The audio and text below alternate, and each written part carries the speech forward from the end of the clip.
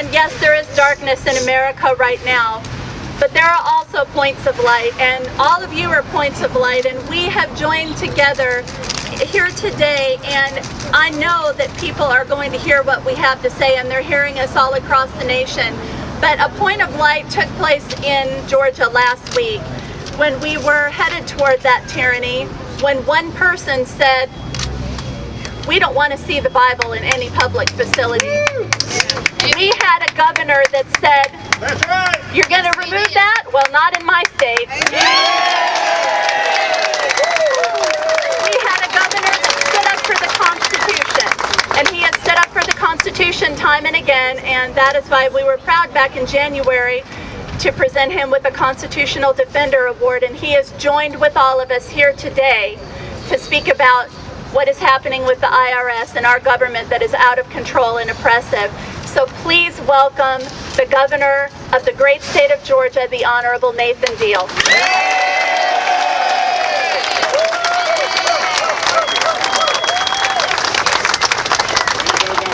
Thank you. Thank you for being here today. Thank you for what you did. Thank you, ma'am. We heard it. Brave man. The ability to tax is indeed a great power. It is so powerful that our founding fathers were very, very reluctant to allow a federal government to do so except under very restricted circumstances. It was only later with a constitutional amendment that the federal government was given the authority to tax our incomes. So therefore, the ability to tax and the ability to regulate how our tax structure is actually implemented is a very powerful tool. And when that power is granted, it should be exercised with the utmost caution.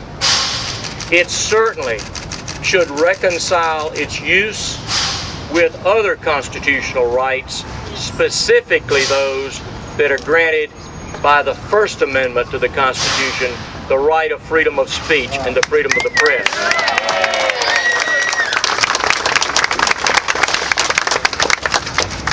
I think too often when government oversteps its bounds, somebody simply resigns or somebody's hand is slapped with the hope that, well, the public will just forget about it. We're not going That to. it couldn't be as widespread as you might think it is.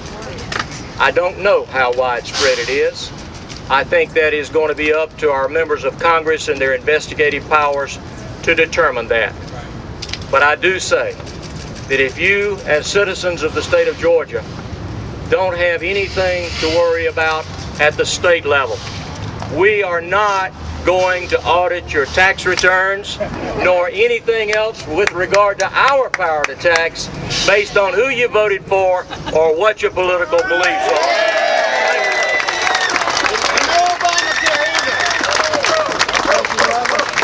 Before the governor leaves, Governor